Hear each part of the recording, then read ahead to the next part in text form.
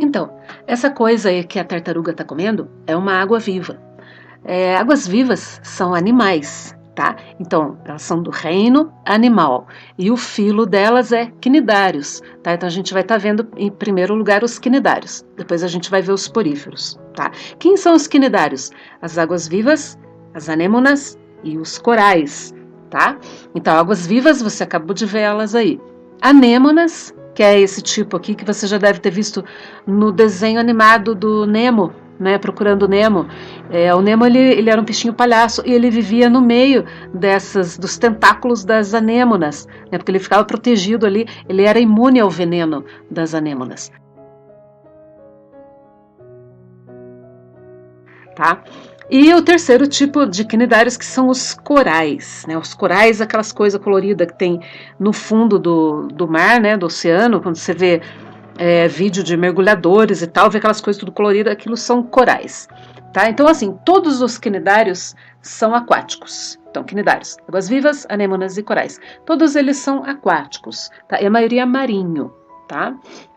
Então, assim, tem dois tipos de quinidários. Tem o tipo medusa e o tipo pólipo. Tá? O tipo medusa é um tipo de vida livre.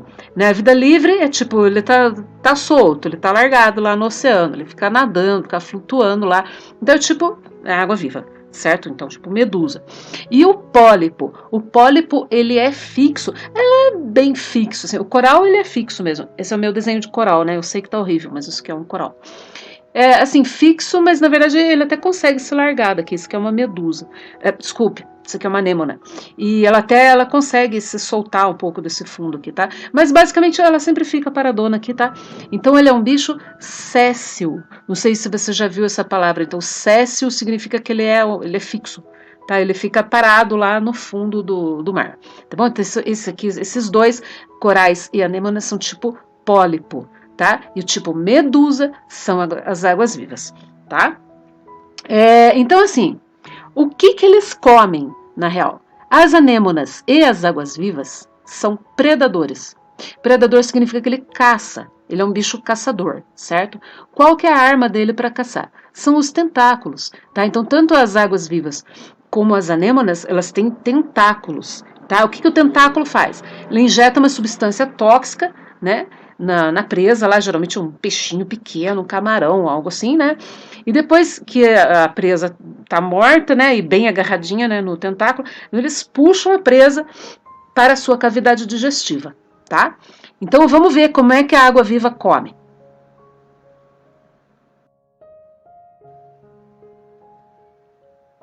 Então, essa é uma água-viva num aquário. E esses peixinhos aí são tipo o almoço dela. Então ela está caçando os peixinhos. Olha só como é que ela faz.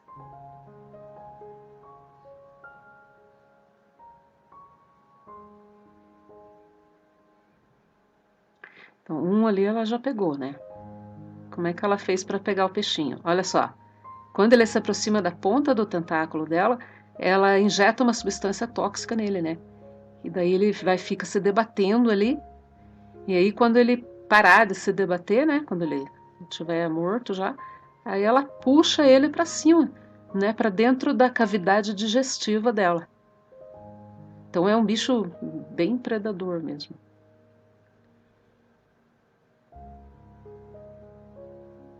Olha lá, ela já vai puxar. Então, por que eu chamei isso aqui de cavidade digestiva? Eu não chamei de estômago de uma vez. Porque na real isso aqui não é um estômago, tá? O que acontece aqui?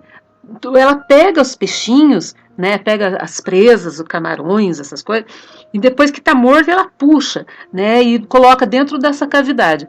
Só que Velho, olha só, isso aqui tá o peixinho que ela acabou de pescar, aqui tá um peixe que ela pescou 2 dias atrás, isso aqui tá restos, certo? Fica tudo no mesmo lugar. O alimento e os restos estão misturados, entendeu? Então o alimento entra por essa parte aqui, né? Esse orifício aqui, e os restos, né? A excreção dela vai sair pelo mesmo lugar e vai ficar tudo misturado. Então é por isso que a gente chama de cavidade digestiva, tá bom? Isso não é um estômago verdadeiro. Olha só, o que, que tem nos tentáculos dela, na real? Tem um bagulho chamado nematocisto. O que, que é nematocisto? Nematocisto é assim, isso aqui é um negócio que é muito pequenininho, tá ligado? Tipo, nível celular mesmo, você teria que ver isso aqui no microscópio. Isso aqui é a pontinha do tentáculo da água-viva, tá? O que, que tem na pontinha do tentáculo dela? Tem esse bagulho aqui, que ele tá enrolado, isso aqui é como se fosse tipo um chicotinho, entendeu? E é nesse treco aqui que tá o veneno dela. Tá? Isso é uma célula, entendeu? Uma coisa muito pequenininho.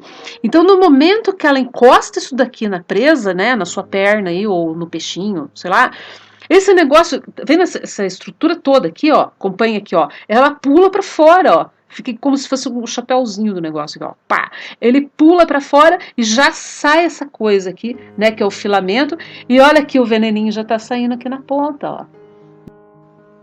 Agora olha só que da hora, os quinidários foram os primeiros animais a ter células nervosas e musculares.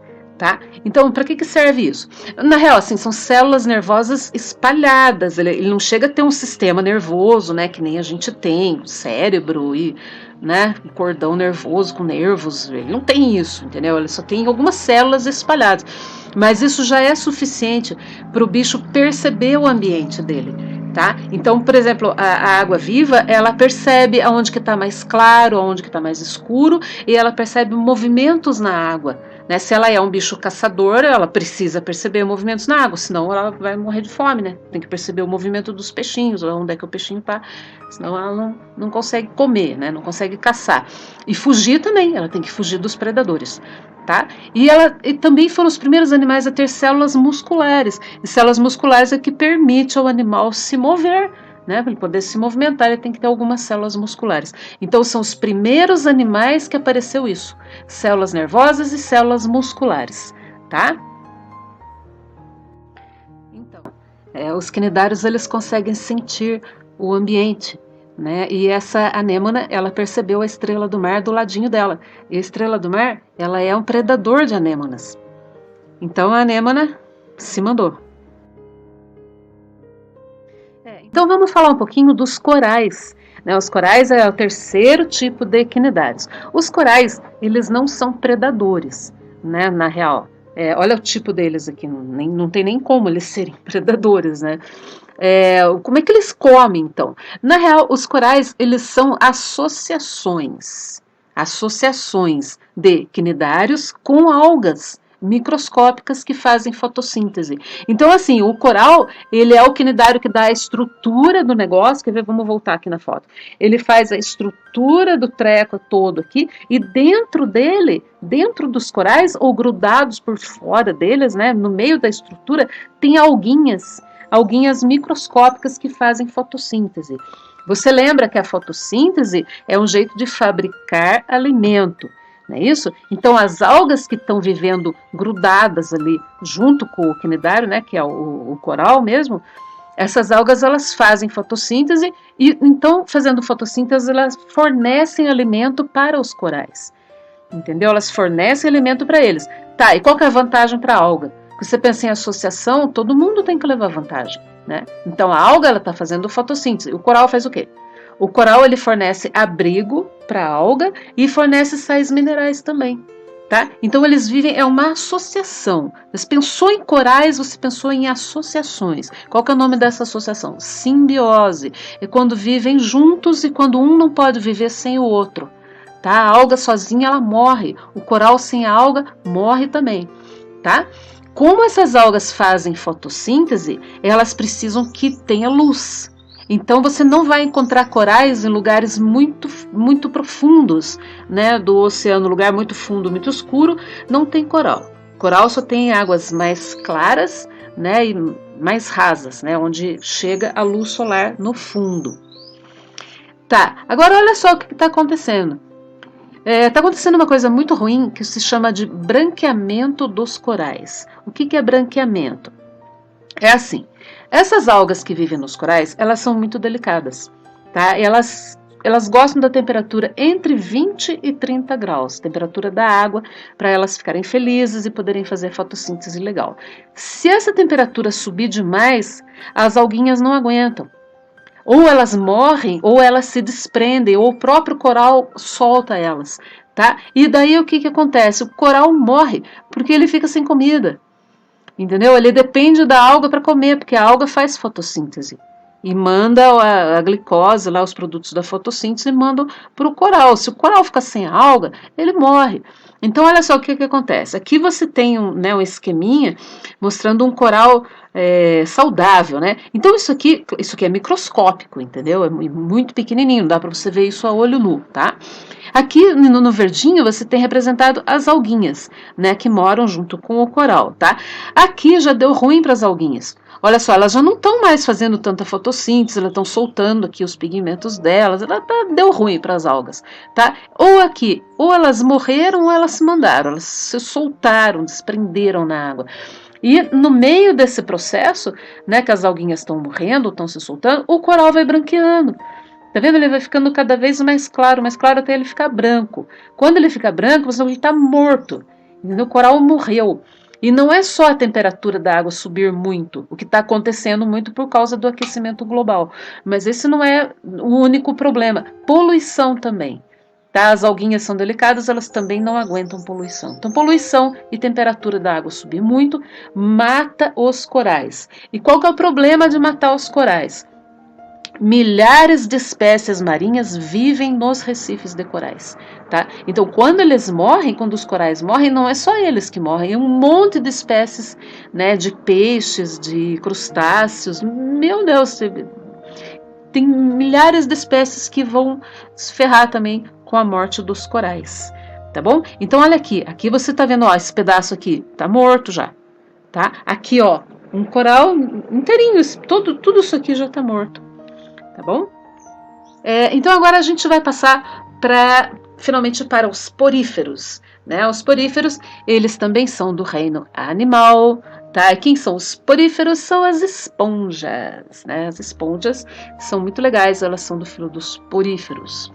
Esponjas são sempre aquáticas, só que existem também algumas esponjas de água doce, tá bom? E elas são sésseis. Você acabou de ver essa palavra, séssil, né? Então, séssil significa que ele está grudado no fundo, né? Ele vive paradão lá no fundo, grudado em alguma rocha, alguma coisa. Então, isso são sésseis, né? São seres sésseis. Agora, cara, isso aqui é um animal, né? Você, pô, mas como essa coisa é um animal? Olha que negócio mais esquisito, né? O que tem de estranho, né, na esponja? Olha só, as células das esponjas, assim, a esponja, ela é um ser muito primitivo, tá ligado? E elas não formam tecidos, tá? Mas assim, o que é tecido? Vamos dar um pause aí, né? Vamos fazer uma pausa técnica aqui para você poder entender o que é esse negócio de não formam tecidos, tá? Vamos supor que isso aqui é um desenho meio tosco, né, da sua pele, tá? Então, as células da sua pele, elas formam um tecido. O que significa tecido? Você tem um monte de células que são iguaizinhas umas às outras, e essas células, elas têm a mesma função, que é a função de encapar você, certo? De proteger, de te embrulhar, isso que a tua pele faz, certo? Mas veja só, essas células aqui, elas não têm a função de captar oxigênio, elas não têm função de digerir alimento, elas não fazem essas coisas. Só que cada célula dessa come, ela precisa de comida e ela precisa de oxigênio. Então alguém tem que trazer para ela. Enquanto ela está ocupada aqui, né, formando o tecido epitelial que está protegendo você, está embrulhando você aí, te defendendo do meio externo, né, para isso que você tem pele.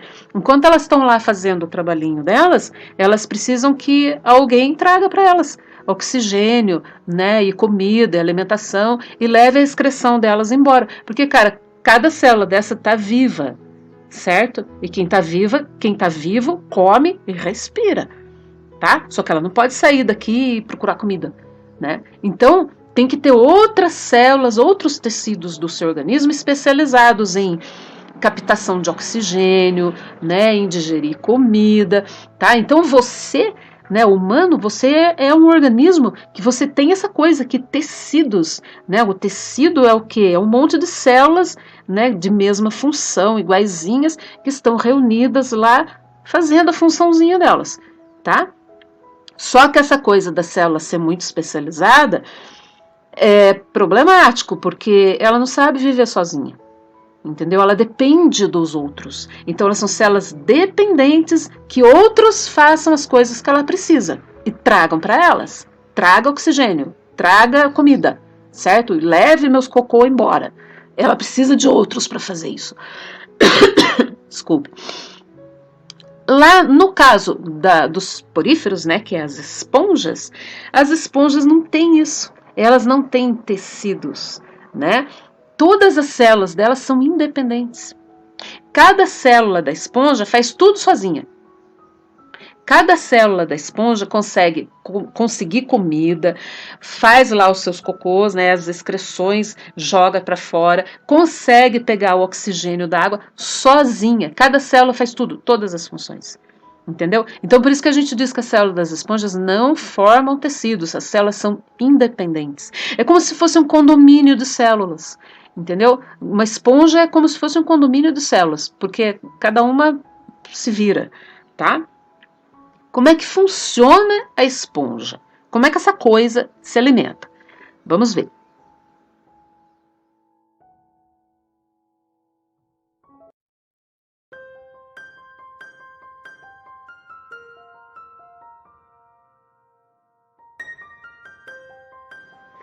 Então assim, essa seringa que ele está mostrando aí, ela está cheia de água com corante amarelo, que não é nada tóxico, né? E quando ele coloca esse corante amarelo na água por fora da esponja, você vai ver que a tinta amarela começa a sair por cima, né? Por quê? Porque a esponja ela é como uma chaminézinha, e na verdade ela está sugando a água do entorno dela, né? E essa água sai por cima da chaminé, tá?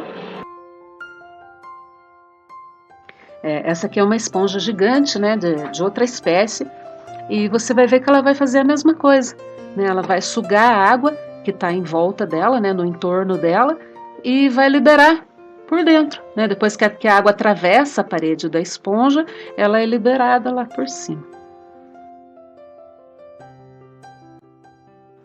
Então, você viu ali que a esponja, ela está sugando a água, né? Ela é como se fosse uma chaminézinha. Então ela suga a água entra pelos furinhos, né, pelos poros da esponja por fora aqui e sai por aqui por cima, sai pela chaminé da esponja. Mas por que ela fica fazendo isso o tempo todo? Porque na real a esponja ela é um ser filtrador, ela está filtrando a água. O que ela precisa da água? Ela precisa da comida que está dissolvida na água. Como assim tem comida dissolvida na água do mar? Sim, tem o plâncton, né? Então, o plâncton são serezinhos microscópicos que estão dissolvidos na água do mar e é isso que alimenta a esponja. E, nossa, e milhares de outros organismos marinhos, né? Eles se alimentam de plâncton, tá? Então, são essas paradas aqui microscópicas que a esponja vai tá pegando e se alimentando disso daí. Tá? E além disso, ela vai precisar do oxigênio também, né? Porque ela precisa respirar. Como é que funciona? Como é que ela faz para captar isso aí? Então, assim, esponjas são animais filtradores, tá? Então, ela está filtrando a água do mar. Filtrar significa o quê? Que você pega a água do mar, você separa a parte que você quer e o resto você deixa sair, deixa passar, tá? Então, olha só. Aqui é a estruturazinha de uma esponja, né? Então ela foi cortada aqui, esse pedaço aqui dentro é oco, né? É vazio, como se fosse um cano de chaminé mesmo, tá? Aqui é vazio e aqui você vê ó, os porozinhos da esponja, tá? E ela tem umas células aqui, células que é muito pequenininho, certo? Não vai dar para você ver isso aqui a olho nu. Se você quebrar uma esponja, você não vai enxergar isso, tá? Você tem que olhar no microscópio. Essas células, elas têm tipo um rabinho aqui. entendeu? Esse rabinho da célula é chamado de flagelo, tá? São células flageladas. Essas células, o rabinho delas fica tudo voltado para dentro dessa chaminé, tá? E elas ficam batendo esse rabinho aqui o tempo todo, tá? Todas as células fazendo isso, vai ter aqui centenas, milhares de células batendo esse filamento aqui o tempo inteiro. Isso aqui cria uma corrente que atrai a água para dentro da esponja, tá? Quando a água vai entrando aqui dentro da esponja, ela vai filtrando, tá? Filtra a água e separa, né, o plâncton, que é o alimento dela, e o oxigênio, tá bom? Então, ó, a esponja retém o plâncton e o oxigênio, tá bom? Então é um negócio bem simplesinho. Agora você veja que cada célula dessa aqui, ela se defende sozinha, entendeu? Então, tipo, assim, elas até funcionam juntas e tudo mais, mas elas são super independentes umas das outras, tá? Então você não pode dizer que isso aqui é um tecido celular, não é, porque, entendeu? Você já entendeu. Tá. Como que é a reprodução da esponja? Ela pode se reproduzir de um jeito sexuado, sim, por incrível que pareça. Ela é um animal bem primitivão, mas ela consegue se reproduzir de forma sexuada. Como é que ela faz? Ela faz espermatozoides e faz óvulos também, tá? E ela solta os espermatozoides na água, né? E através da água os espermatozoides chegam em outra esponja, né? E por incrível que pareça, ela forma uma larva. É uma larvinha de vida livre. Então tem uma fase da vida do porífero, né, da esponja, que é vida livre, tá? Na forma de larvinha, né? Aí chega um momento que essa larva ela vai se fixar, né, em alguma pedra lá do fundo e pronto, e daí ela começa uma nova esponja, né? Ela vai se transformar numa esponja. Mas o jeito mais comum mesmo dela se reproduzir é de um jeito assexuado, que é por brotamento. O que é brotamento? É brotar mesmo, ó. Começa a brotar um monte de esponjinhas, né, de pedacinhos aqui, para todos os lados, e se quebrar um pedaço desse aqui e cair no chão, já forma outra esponja, tá? Inclusive, se você quebrar um pedaço desse aqui, quebrar e moer bem, esparramar aqui no fundo, vai nascer um monte de outras esponjas, entendeu? Ela é bem facinho de reproduzir. E assim, por que a gente chama as esponjas que a gente usa, né, na pia para tomar banho, a gente chama de esponja, né, em homenagem às esponjas mesmo, né? Você fala, mas aquelas esponjas não são duras pra caramba, né? Na verdade, existem algumas espécies de esponjas marinhas que são macias, tá? Essa aqui é uma delas, né? Ela é vendida, né, em lojas bem chiques, né? Porque ela cara pra chuchu essa esponja aqui, tá? Mas é uma esponja natural, tá? Claro que ela tá morta já, né? Mas ela é macia, tá bom? Isso aí. Tchau.